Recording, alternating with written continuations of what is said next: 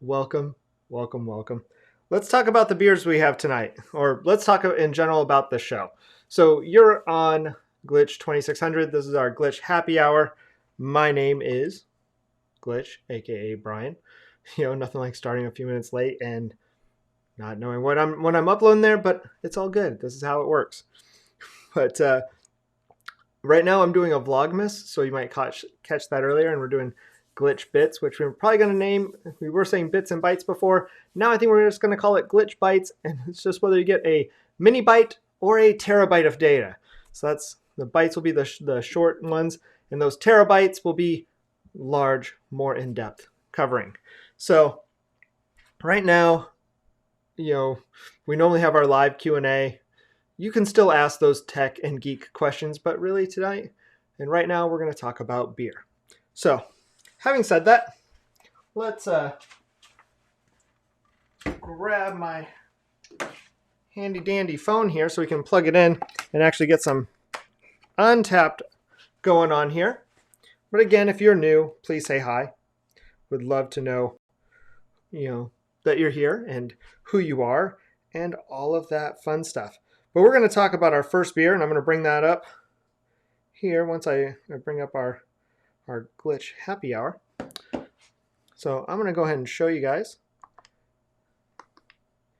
If you get to come over, you can follow us on Untapped by hovering over that link, or you can always go and find us at Glitch 2600. Now let's go ahead and flip back, and let's show and talk about our first beer. Well, here. There we go. So our first beer that we're going to cover tonight, I think we're going to start with the New England or NoCoast. NoCoast, the New Belgium. Sorry, Hop Avenger IPA. Sorry, I'm just really off tonight on showing my stuff. But Hop Avenger IPA. The reason I was setting up the second camera so I wouldn't have to do this all the time. But we're going to go ahead and bring up. If you're on our Untapped page, you'll see the Glitch Happy Hour section. So I'm going to bring up the Hop Avenger IPA. And that is an American style IPA, which IPAs are normally known for their piney flavor. That's what you'll normally hear people say when they mention IPAs, is that it's piney. And that's where some people don't like. They mistake that with bitter. And it's not necessarily always bitter. This one doesn't say the IBU on it. It is 7% ABV. This is the 2019 making of it. I could go and find the IBU from an older style that's no longer in production, but you can also look that up. And really, I don't play by IBU all the time anyway. It is sometimes a good gauge on IPAs, but most of the time, like a hazy has a higher IBU, International Bitter Unit, but they're fruit forward. So let's go ahead and pour this one out. Let you guys see the color on it. Yeah, looks more like a hazy than a normal IPA to me, but I'll let you guys be the judge. So if I shine a light through there, you can kind of see. I wouldn't say that's super clear. To me, that's more of almost a hazy color. So we'll see what the flavor is like. Other people have, said this is hoppy, bitter, tart, pineapple, but they use the word juicy. So to me, while this says IPA, pretty sure it's going to be a hazy.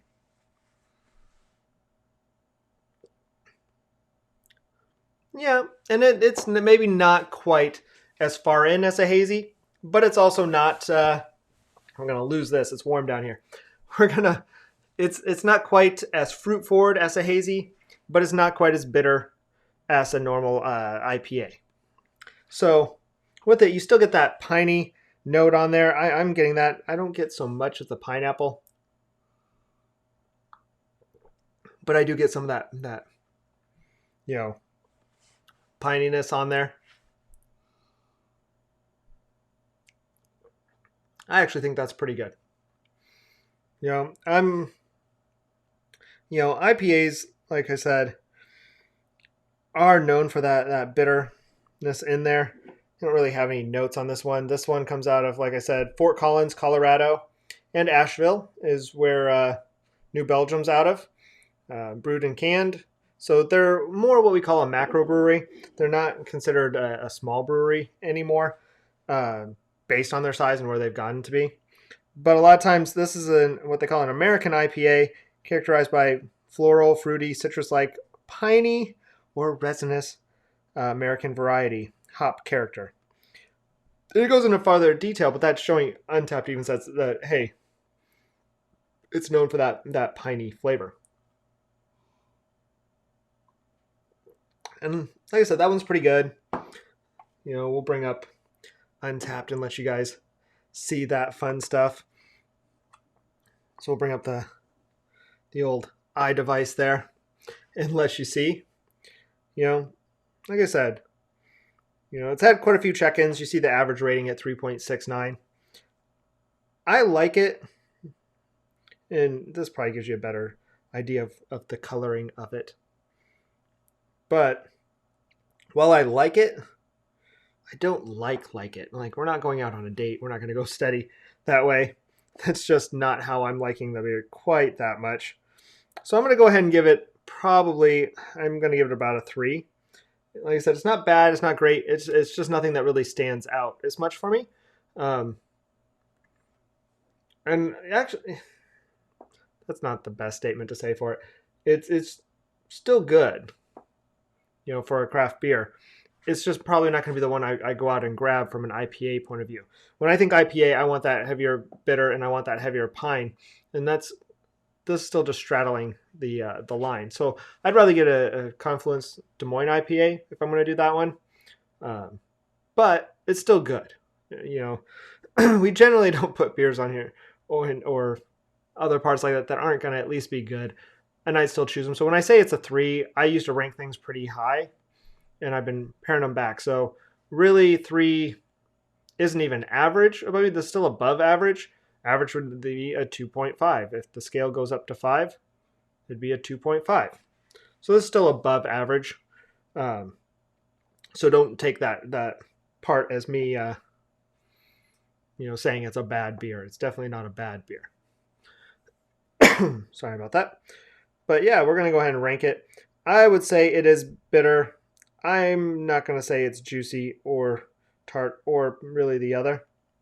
So I can't remember where all I got it from. We'll go through all of my cards now. But it was pretty good. It's pretty good. I think we're going to move on to a different beer, though.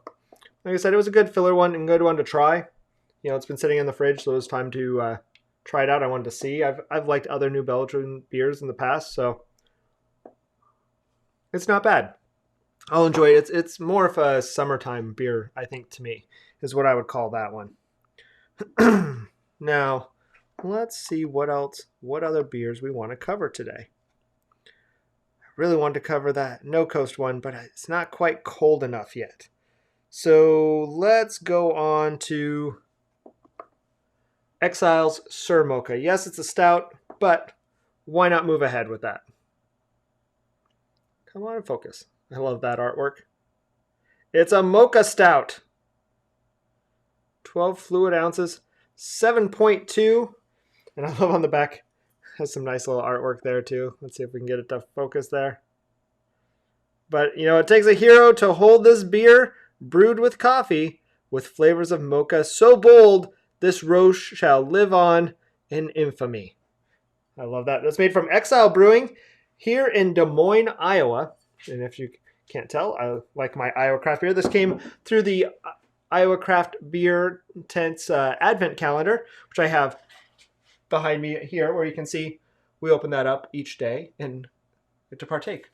So we've got 2 beers that are from the Advent calendar and 2 that were, one was from a friend and then one I picked up myself. So let's go ahead and get this puppy open and give a look at it. Smell it a bit first.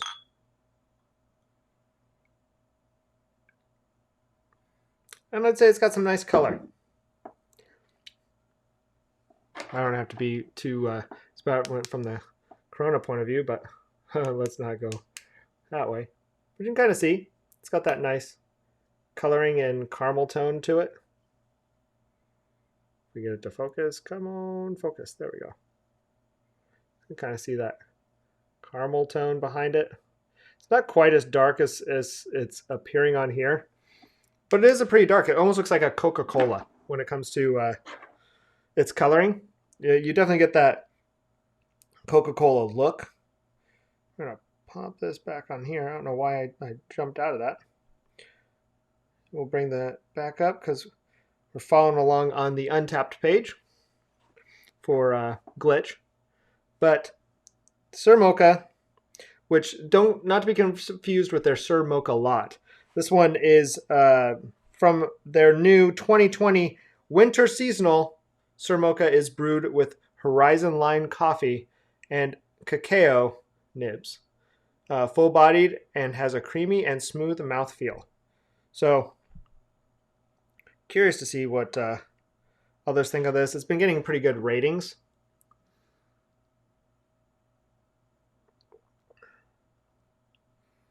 Nice. It's definitely a stout. It's a very good stout. I definitely see hints of their Sir Mocha line instead of just Sir Mocha. But it is really good. I definitely get the coffee. And I get the chocolate. Some of them say boozy. It doesn't taste like a boozy to me. I might just be saying that because it's 7.2% alcohol. But I've had higher. I've had Belgian quads that are 10 and sometimes higher. But which is, that's not a big thing. But when you're talking boozy, sometimes when people say boozy to me, I feel like you can taste the alcohol more. You get a little bit more of that alcohol burn. But this doesn't have that. Yeah, I would definitely say that's a pretty good one. But if we switch over back to the cam here. Yeah, it's American Stout. So I don't have my pop-up things for this normally. But American Stout is a coffee and chocolate forward ale. Everything comes from two lines, whether it's an ale or a lager. Those are the grandfathers to all beers. For the most part, you get a few weird ones out there, but generally, most beers are an offshoot of an ale or an offshoot of a lager at some point in their life. But American Stouts are bold and have distinct dry roasted bitterness and the finish. And you definitely get that, where your mouth is almost dry a bit from it. But that's not bad. That's why they want you to drink more of Sir Mocha. So, with this one, friends, everyone there's been ranking it around 3.79. I'd say this one's pretty good. This one's kind of high on my list. So let's go ahead and score it. It's a 30 IBU, in case you're curious, on there. And I'm going to give this one a 3.75. I actually think it's pretty good. I've been kind of prone towards stouts lately. In fact, the more I have it, dry, I'm still deciding if, for me, I like the dry finish or not. That's the reason why I kind of hover between 3.75 and 4, is that dry finish, which is probably true to style, as we saw. But I don't know if it's true to how I like all of my stouts. Especially, maybe I shouldn't have had it so early in the happy hour. So he's sitting there going, but at least now I'll move on to the other beers and maybe get a little bit more. I might go back to that New Belgian, which is more of that summertime, which had that little bit of a wet flavor on the mouth. But this is a bottle one. And, we'll go with our craft beer tent. But I definitely get the coffee and chocolate. It is smooth. I don't know if I'd say balanced and boozy, but I would say those. And you can always add more. I'm trying to think, dry is probably what I'm going to, put on there. Instead of dry hopped, it's not dry hopped. I'd just say it's kind of dry. I really like that one. That one turned out really nice. Virtual happy hours. I'm already doing a virtual happy hour. You can't have more than one. So let's go ahead and switch that over. No, this one's a pretty good beer. So if you get a chance, drop out there, get yourself some Exile. You can probably find it in your area. If you can't, message me on here, and we'll see if we can help you find it. There's certain laws and stuff when it comes to shipping. any alcohol from state to state and different ones. So distribution channels that control parts of that. But it's state laws at each one that, through that. It's not the distribution channels forcing you that way. But because of that, it's whether you can get it in your area or not, based on which distributor, and it's not like we can just ship it. But Exile, based on what they do, I bet you can find it quite a few places because I've seen it out and about in the world a lot more. If you're in Iowa, you definitely can get it, and probably throughout the Midwest, probably likely to get it also. But if you're outside of there, message me. You never know. Might be able to find it. There's a cool Find It feature in Untapped. When you go there and click at the top, you can see where you can find it, and we'll show that in a second. But maybe we should talk about our next beer, which I'm really anxious to try because I have never had something from this brewery before. So let's go ahead and pop that over. And we're going to talk about Gnarly Barley Brewing Company's Korova Milk Porter. My friend Sarah, for helping her move yesterday, gave this to me, and nice, interesting artwork on the front. But this one it says it's a chocolatey Baltic oatmeal milk porter with smooth coffee finish. That's what it says right on the can. So it can't be lying. But you gotta love that artwork. I think it's pretty neat. If it focuses, there we go. I'm kind of loving that artwork. But brewed and canned by Gnarly Barley Brewing. If I remember, that's Louisiana. Yep. And brewed in Hammond, Louisiana. So this will be a nice Louisiana beer. Let's give it a shot. Let you hear it. There we go. Gotta be nice and smooth. I'm always worried I'm just going to start flinging stuff around there. It's not opening a champagne bottle. But let's go ahead and pour that in. If you guys have questions, please feel free to post Q and put those questions in there. And they can be geek questions too. We'll answer. Keep going on that. Once this is done tonight, plan on playing some Jackbox with the kids. So maybe in the future we'll get a Jackbox game streamed online and see who wants to join. I have a friend who does that. But this is definitely a porter. I don't think I've ever tried a Baltic porter in my life. You can definitely you can get here. Can't really see the color very well. That's why I was supposed to have the other cam. But you can kind of see. It's definitely lighter in color than the other. But having said that, other people said smooth milk, coffee, sweet and dark.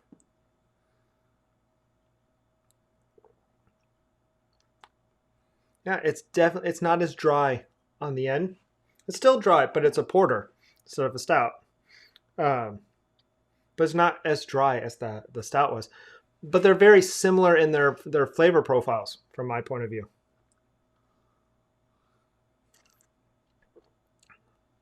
That's actually a really, really good beer. I was worried sometimes some stouts and some porters can come out a little bit watery. Once in a while you'll come across one that's just a little too watery. I think sometimes with the stouts, they go for that from time to time, thinking they need to counteract some of that dryness by making it feel a little watery, even though it's kind of like walking through the desert and coming across a mirage, and you get to drink the water only to still realize it's sand and it's still thirsty. That's kind of what it is. Or you're surrounded in the sea, and if you drink the salt water, yeah, you're quenched for a second, but then you're worse off because it's salt water. So with that, whenever it's watery for that style, I always look at it as I want more flavor forward. I don't want it to taste watery. And that might be just my style for it. But with that, that's my analogy on how I see it. But this one's pretty good. Not too watery. From a porter point of view, and not really as dry, and it's not hitting you back here. It's not one of those so bitter or so there's spot. It definitely is smooth. So this one's 6.2 ABV and 20 IBU, so International Bitterness Unit. So it's less bitter than the ones before it. Friends have checked in and people have liked it a lot. A lot of people rank it really high. But for a Baltic, the Baltic oatmeal porter or a milk porter will change the way you think about porters from its sweet coffee and chocolate flavor to its silky smooth finish. This is one unique brew, so sit back and enjoy her sultry sweet side. Which that was their definition on there.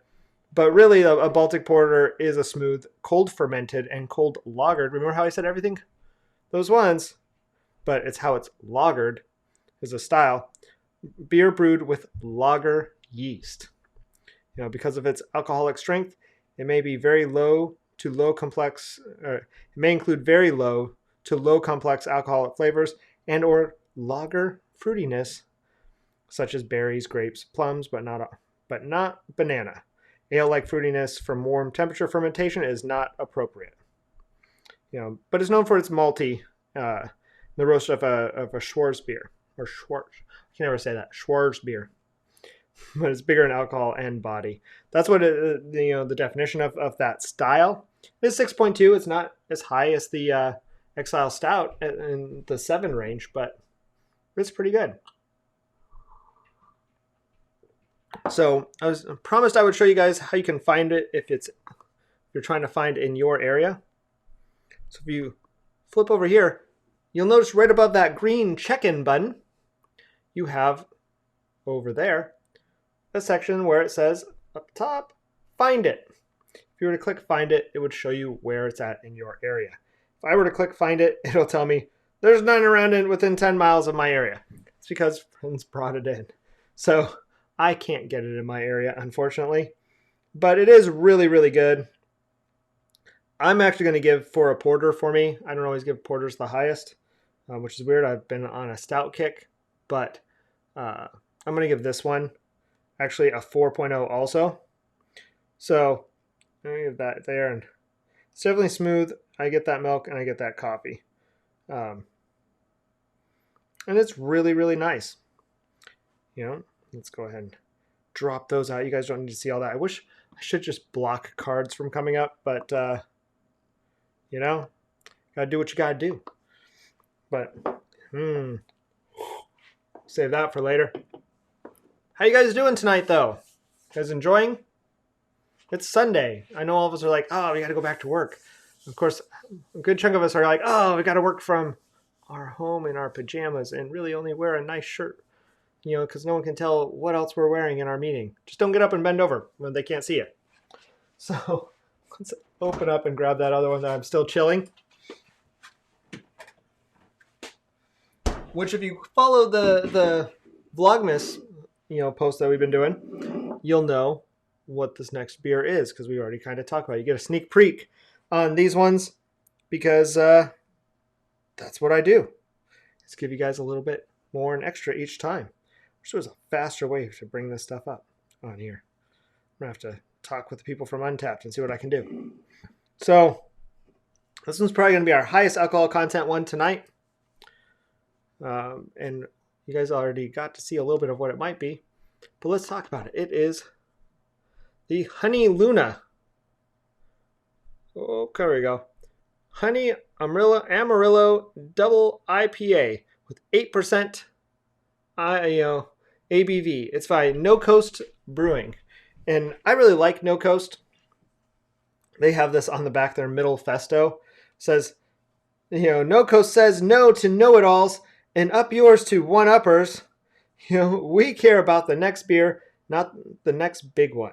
You in? Put your foot down, raise your glass, and join us in reciting the credo of the NoCoast Nation. Friends over trends, land over sand, beer over everything.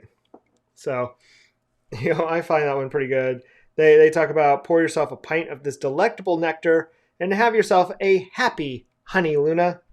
Our big and bold double IPA, India Pale Ale, is dripping with locally sourced wild clover honey, tenaciously dry hopped, which is cool, it's a dry hopped, with Amarillo and Cascade honey, double dry hopped with Amarillo and Cascade. Honey Luna Double IPA delivers bright lemon, orange, and grapefruit flavors. When poured, this golden beer bubbles with a frothy white head from the added wheat. Don't even get me started on the deliciously dry finish. Just take the honey and run. I find that funny. I find that good. Let's see what we got here. And we're pouring. And this one is super clear. I thought for a second this was going to be a hazy, but this will already show you the difference between the one I had earlier that said it was an IPA and this one. You can see through it. It's not.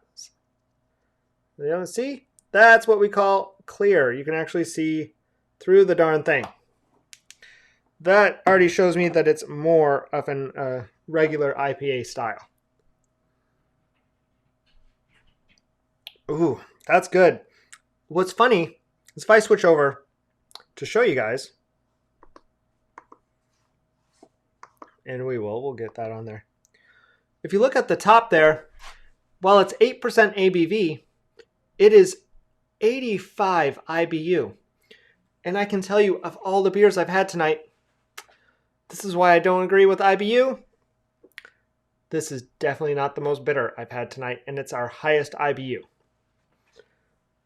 And really, for it being clear, I thought it would be a little bit more. I was expecting more of a piney flavor and a couple other things, but that honey really sweetens it way up. That's probably why the IBU, or why the ABV, the alcohol content is so high, is they put honey in there which has sugars. What makes alcohol? Yeast. Yeast eats the sugars and excretes out the alcohol. It's the byproduct. So it makes sense if you add extra sugars to your beer, you're probably going to have a little bit higher alcohol content if it's depending on which part in the phase you're adding that. And so that wild clover honey, while sweetening it up, probably fattened up some of those yeasts too and got them to be a little bit more happy in their alcohol production. But no, I like that one. I like this one a lot. It is sweet. It is almost like a dessert beer to me. There's fortified wines that you get a lot of like sweetness with from time to time, and I'm not a super sweet wine person. But there's some beers that are sweet. I wasn't expecting one this clear to, and being a double IPA, I'm expecting to have a little bit more bite, and it's definitely a lot smoother. It has still a little bit of that piney flavor on the end, just a little, but it's very sweet forward, and it definitely hits the front of the tongue more than it hits the back of the tongue. It finishes kind of on the back of the tongue, a little bit back here with the bitterness, but not much. But it's definitely very on the front when you're having that honey flavor. And as you breathe in and out, you get a little bit more. But the more you do it, the more it kind of finishes off to that bitter. So, you've seen me bring up the information for a double IPA before. If you're really curious, I can bring it up and show you, a double IPA. And you can read through that. Feel free to pause at any time if you'd like on there. Just talks about it a little. It's cool in Untapped. You can go in and see that style guide on top of it. If I were to click it, it's probably going to say some of the same type of stuff in there. And basically it does. It's not 100% perfect, but it's close to the same. It features normally high hop bitterness, but I'm not really getting a lot of bitter. I do see that some people put piney on there, which is funny because it definitely is. I get that malty and sweet. I almost wish you could rank these because that is pretty true to what it is. And of course we can find it in the area, using that Find It. But if I were to go ahead and check this one in, I am going to go ahead and give this one a 3.75. I would definitely drink this one again. I enjoyed it. I'm going to agree with everyone on here. It's definitely smooth, honey, and sweet. So I'm going to go ahead and pop that in there. I'm really on the fence since I don't rank everything super high. I think 3.75 is good, though. That's a good ranking from my point of view. So, that's been our beers for tonight. that's what we got lined up. This is what we're enjoying. How do you guys feel about it? Have you enjoyed it? Do you think you're going to try to find any of them in your area? Do you need help finding them in that area? Is there a beer or wine or cocktail you'd like us to enjoy and talk about on here? Do you want us to deep dive into the styles? Do you want to know the difference between a lager and an ale and why they're the grandfathers? We can definitely talk on that. If you're also curious, we can start talking about the right type of glass to put stuff in. I always like having this little handy dandy card. It's not always 100% perfect, but it's a good place to start. And of course it's to taste, but you'd be surprised how having the right type of glass can change how you experience a wine, a beer, different cocktails. An old-fashioned is great as an old-fashioned, but if it's in an old-fashioned specific glass, I guarantee you, if you're going to have a scotch that the bottle starts maybe around $50 a pop, a good Glenfiddich or a Glenlivet, or if you're starting there, or maybe you're doing Whistle Pig, or any of those types, you're enjoying it. You're sipping it. You can put it in a red Solo cup. It's still going to taste really good. It's going to taste a little bit better from a old-fashioned glass or a whiskey glass, or a Scotch glass from lack of it. They all kind of, have a similar look. But, as you have those specific, if you're going to turn that into an old-fashioned, that old-fashioned is going to taste great in the red Solo cup. It's just going to taste a little bit better in an old-fashioned glass. Same thing, a good wine. There's a good Riedel class where they'll go through and have you pour your wines into different glasses, and you pour it back. And I've never been a big Chardonnay fan, but I can tell you, I love a Chardonnay in a Chardonnay glass. Don't generally like it all the rest of the time, but I found out I poured it into a little glass that kind of looked like this, little one, and I was like, meh. We tried it in a little, shooter glass, and it tasted terrible, like almost just like water though, but terrible water. And then you put it in the Chardonnay glass, and it was like I had never tasted Chardonnay before in my life. It was completely different, and I enjoyed it. I love my Pinot Noir, but if it's put in the right, well, a beer in the right beer glass locks everything. There's a reason why Guinness likes theirs in a Guinness glass and their style. There's a reason why good beer makers go out and make their own glass from time to time. It's because they want the bulb. They want your nose in there to really bring those aromas up, just like a wine. So that's part of it. What's the saying? 70% or 75% of your taste comes from your smell. Well, if that glass brings stuff around or cuts down things, if it's a high alcohol one, they might design the glass in a way to cut down alcohol vapors. So you're not just breathing in, those alcohol spirit type. You don't want to necessarily be tasting just, alcohol. So with that, the right glass for the right stuff. If you're interested in that, let us know and we will start talking on it.